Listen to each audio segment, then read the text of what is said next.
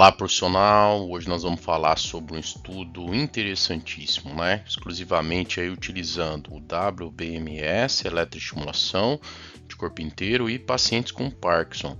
Um estudo aí do Di Cagno, do grupo, né? Da Alessandra Di Cagno, na Frontiers Age Neuroscience em 2023. Estudo bem robusto, hein, pessoal? Que vai dar margem para a gente utilizar com pacientes com essas características.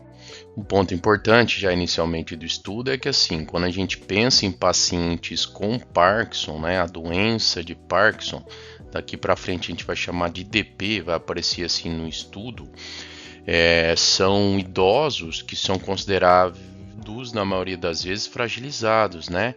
Então às vezes eles não podem ou não querem aderir a um programa de exercício tradicional. Isso devido à limitação física, limitação mental, né? E aí a eletroestimulação de corpo inteiro pode ser uma estratégia interessante por causa da eficiência de tempo que nós sabemos, né? E é um ambiente altamente individualizado onde você vai pensar na demanda exclusiva desse idoso, de forma individualizada. Então, assim, a gente sabe que a eletroestimulação de corpo inteiro é uma estratégia interessante e pode ser adequada aí para essa população. Cabe saber, né, como é a pergunta do estudo, que tipo de resultado que isso gera para esses pacientes. Então, é importante, assim, caracterizar a doença, né? Por que a eletro pode ser importante nesse sentido? Os principais sintomas da doença: tensão, rigidez muscular, movimentos lentos, comprometimentos cognitivos, presença de fadiga, cansaço diária, né? São sintomas clássicos aí da doença de Parkinson, né? Quando a gente vai para as medicações para essas doenças, elas não têm tanta eficácia, sobretudo no processo de fadiga instaurado por essa doença. Então a gente já sabe, por meio de outros exercícios, que a prática sistemática de algum tipo de exercício vai entrar bastante nessa questão da fadiga, e eles pesquisam isso nos estudos, tá?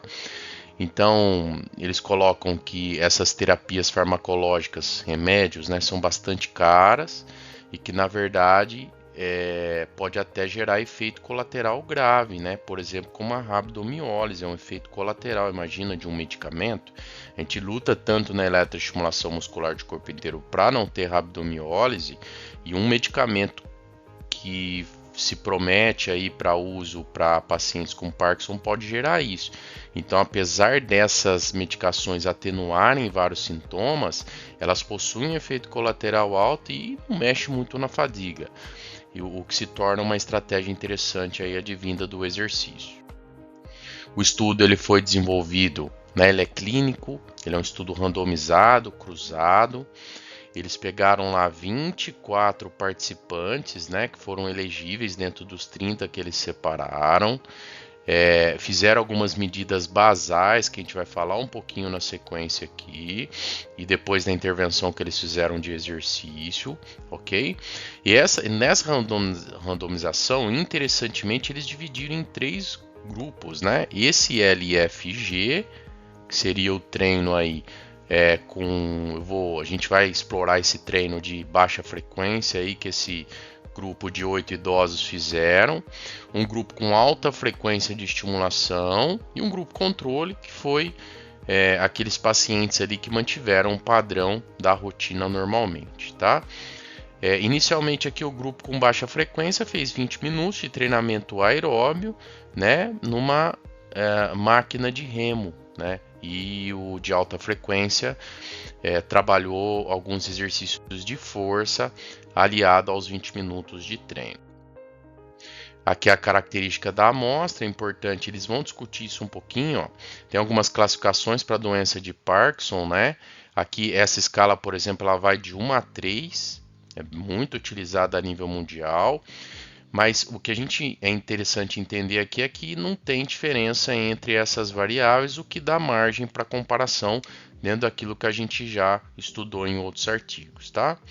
Por exemplo, no mini exame de estado mental, que é essa pontuação MMSE, ó, você tem valores semelhantes entre os grupos. A classificação do Parkinson de 1 a 3 também, né?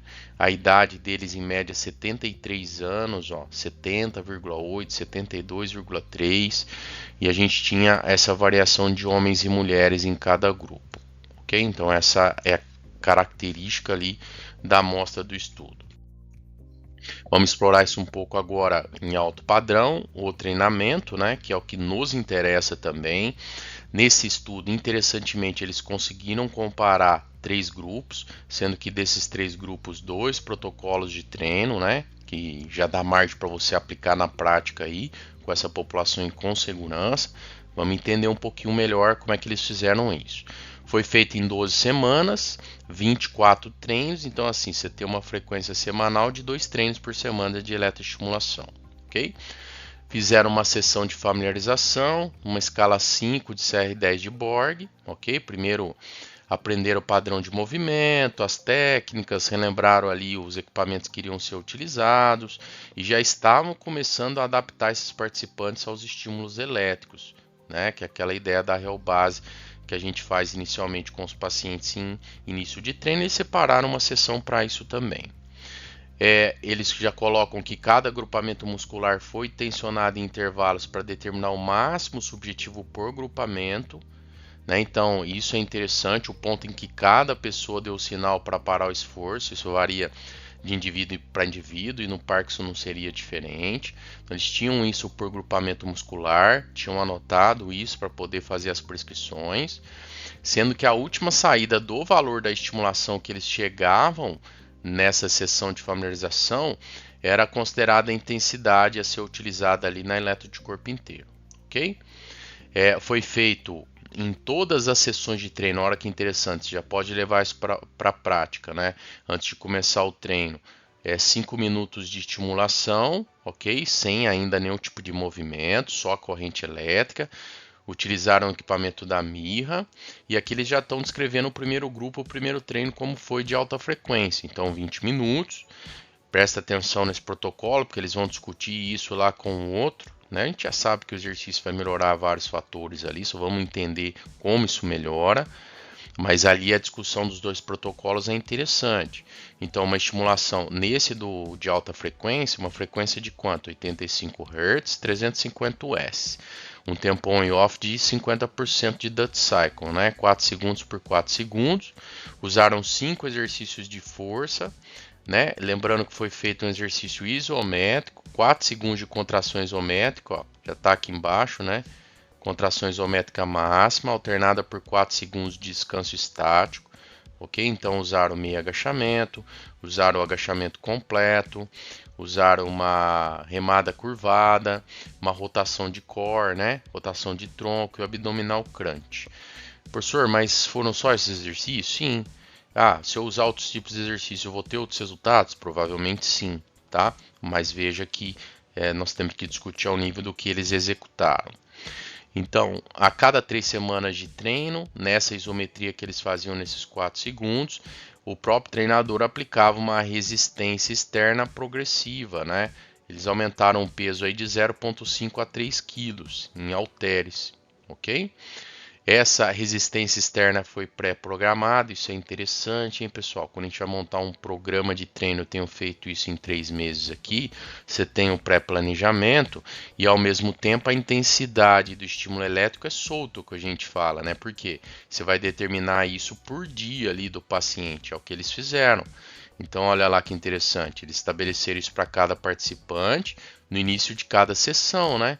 Então aqueles 5 minutinhos servia para isso também, para você estipular a amperagem ali tolerada por grupamento muscular e por paciente, de acordo com a PSE citada, que era o objetivo deles trabalharem ali com a PSE 5, 6, né? Ok? Em outras palavras, eles até explicam. Em medida que o estado de treinamento ia melhorando, né, eles iam progredindo esses pacientes, a intensidade da estimulação para cada grupo muscular também era definida cada vez mais alta. E isso vinculando a PSE. Então, eu tenho, achei interessante, até deixei em negrito aqui, a expressão tolerabilidade atual, ou seja, você tem que o indivíduo vai progredindo e você vai ajustando a intensidade da corrente elétrica ao longo ali, nesse caso das 12 semanas de treino, né? E sempre ter esses registros para saber de onde você vai partir, ok? Então, é uma abordagem de prescrição de treino, estudo de 2023, super interessante para a gente levar essas situações para a prática. Já o outro grupo, ó, o LFG, o de baixa frequência, né? Fizeram 20 minutos de treino num remo ergômetro. A frequência foi usada foi 7 Hz, 350 Hz ainda de amplitude ali da corrente elétrica, né? E esse pulso ele era contínuo. Normalmente eu utilizo 7 Hz em final de treino, em protocolos aí de recuperação. Então eles deixaram lá durante 20 minutos essa hertagem ali sendo utilizada com o remo ergômetro, que a gente sabe que é um exercício multiarticular também. Isso vai ser discutido, né? E é um exercício aí que de certa forma tem várias implicações, nesse caso para pacientes com Parkinson também. E é interessante ali que eles fizeram esse ajuste da frequência cardíaca, começou com 60% da frequência cardíaca de reserva na primeira semana, e aumentaram essa intensidade de 5% a cada 3 semanas, até atingir 80% da frequência cardíaca de reserva na 12ª semana. Ou seja, mas era o mesmo exercício sempre, legal, mas eles iam ajustando essa intensidade ao longo das 12 semanas, o que dá uma ideia de estrutura crescente, linear ao longo do tempo para ir aumentando cada vez mais essas intensidades. Calcular ali a frequência cardíaca, eu não recomendo, né? Mas assim, é uma ideia, calcular a frequência cardíaca máxima pela fórmula do Tanaka, é uma equação preditiva, sempre tem erro, sempre que puder pegar essa medida real durante o exercício mesmo, ok? O grupo controle não realizou nenhum tipo de treinamento e eles foram incentivados a manter as rotinas e dietas habituais. Então depois eles compararam os dois grupos com o grupo controle. Só um comentário aqui, pessoal, se vocês perceberem, em termos de tempo da corrente elétrica, o grupo aqui que fez o LFG, o de baixa frequência, ficou os 20 minutos ali em 7 Hz, né? Outro grupo tinha tempo de 4 segundos, 4x4, né? Então isso precisa ser considerado ali na análise dos resultados, e a gente sabe que são treinos aí com características um pouco distintas ao serem comparadas, mas esse também era o objetivo do estudo ali, um mais voltado ao componente aí, o predomínio mais metabólico, de resistência, de endurance, e o outro mais voltado ao componente da força, com um recrutamento de unidades motoras maior ali por intensidade de 4 segundos. E lembrando que o protocolo anterior era um protocolo estático, não se executava os exercícios de forma dinâmica. Então olha que interessante os resultados, vamos dar uma explorada. São tabelas robustas, o número não está tão grande, mas assim, vamos olhar com calma. Primeiro que eles analisaram alguns fatores, né, neurotróficos que são relacionados à doença de Parkinson, tá, pessoal? Em principal, a alfa-sin aqui, né, os fatores B, D, N e F, que tem relação direta com o funcionamento cerebral, ok? Então, as duas principais são essas mesmo, mais estudadas, as outras vão nesse caminho. E aí, assim, vamos observar os resultados. Para a gente poder entender, aqui é o grupo de baixa frequência, o LFG, aqui o de alta frequência, aqui o grupo controle. Okay? A mediana é porque as medidas não eram normais. Aqui embaixo é o intervalo de confiança. Então a gente tem o valor pré, o valor pós, tá? Pré comparado com o pós, nessas situações. Quando a gente tem um asteriscozinho aqui, ó, vou simular isso aqui para vocês verem, é que deu diferença do pré com o pós. Então se a gente observar aqui o grupo LFG, foi reduzido esse alfa-sin, né, do momento pré com pós, ok? E aqui tem o delta, a diferença, deu uma diferença de 1537, ok? Ao contrário, por exemplo, do grupo controle. Vamos observar, o grupo controle aumentou aí essa alfa-sin, então um comportamento diferente, ok?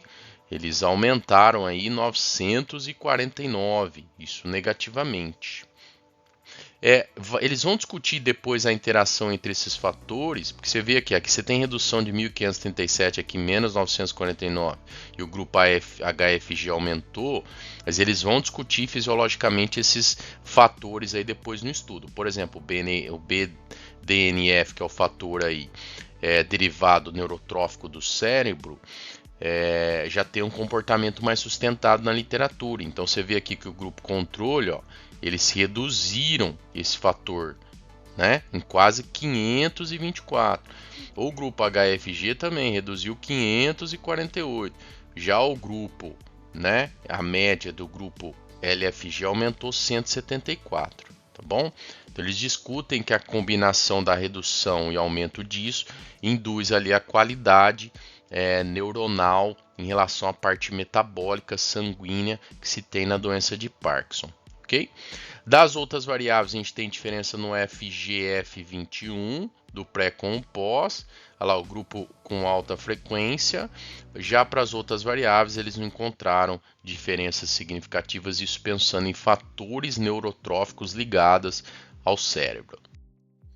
Quando a gente vai para os resultados obtidos nos testes físicos, e aí foram vários, e essa escala aqui de progressão da doença, o PFS, né?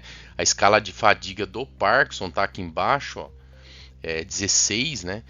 A gente analisa esses resultados no outro prisma. De forma geral, o que eles mostram, né?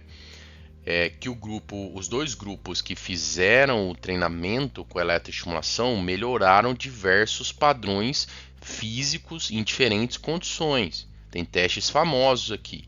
Por exemplo, caminhar 6 minutos, que é um teste famoso. O teste de equilíbrio, que na verdade o grupo que teve, os dois grupos melhoraram, mas quem melhorou mais foi o grupo com baixa frequência, ok? Então, de forma geral, a gente poderia explicar esses resultados aqui, ficar aprofundando neles. Vocês podem dar uma olhada e parar o vídeo aí também, mas ó, sit and read, né, que é um teste de flexibilidade. O teste de hand grip, pressão manual, não deu diferença. Eles discutem isso no estudo, que é um marcador de Parkinson questionável, né? Que eles falam que está muito mais relacionado a declínio neurológico do que propriamente dito a produção de força. Esse teste 8 foot up and go também é um teste famoso que é utilizado em Parkinson. Aqui a análise ocular, né? A percepção ocular, o SODA POP, é um teste famoso também. O sit to stand, então, o ficar parado e levantar, e a flexão de braço, em diferentes contextos. Assim, o que eles mostram como regra geral é que os dois grupos, tanto LFG como HFG, melhoraram para diversas variáveis, como vocês estão vendo aqui, principalmente quando se tem um asterisco, né? Para as variáveis ali da diferença pré e pós. Porém, assim, quando comparado ao grupo controle, inclusive o grupo controle aqui para algumas medidas, eles reduziram o padrão de teste físico, né? Eles foram piorando ali ao longo do processo da doença. Como exemplo, olha lá, ó, de 302 aqui, o grupo controle baixou para 287 no teste 6 minutos, né? Um outro teste aqui que a gente pode analisar, vamos ver o sit to stand, o score, né? A mediana do grupo controle, ó, de 10 para 9, os outros dois grupos aumentaram, 8.5 para 12, 8.5 para 13. A gente tem algumas características nesse sentido. Mas quando você olha o grupo LFG, como regra geral, você tem um tamanho do efeito maior de melhoria para diversas variáveis e algumas diferenças significativas quando comparado ao grupo controle e o grupo HFG para diversas variáveis. Então eles vão concluir também que o protocolo mais diferenciado para quem tem Parkinson, nessa comparação que eles fizeram, seria lá o 7 Hz durante 20 minutos, né, no remergômetro. Ok, pessoal? E vamos entender o que eles discutem um pouco sobre isso também. Então, olha lá, o WBMS de baixa intensidade confirmou-se como a melhor escolha para pacientes com doença de Parkinson, melhorando a liberação de fatores de crescimento e a diminuição da alfa-sinucleína e da fadiga. O ponto importante aqui da fadiga também, os dois protocolos reduziram fadiga e alfa-sinucleína, mas mais no grupo com baixa frequência, ok? Eles colocam que a adição de WMS tem o time eficiente, então 20 minutos 2 vezes por semana durante 12 semanas, versus 1 hora e meia 3 vezes por semana, como no treinamento aeróbico convencional, que é o que se tem recomendado nas guidelines para Parkinson. Então você poderia ganhar tempo nesse sentido, é uma estratégia interessante, né?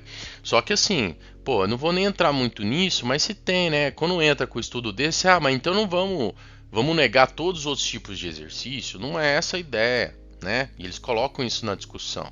O WBMS não foi usado para substituir o exercício, mas para complementá-lo e torná-lo mais eficaz, né? Então, assim, eles até relatam que não é possível distinguir claramente o efeito do treino daquele do WMS. Eles precisariam ter mais um grupo aí, só fazendo um remergômetro naquela frequência cardíaca ou treinamento de força sem os trajes.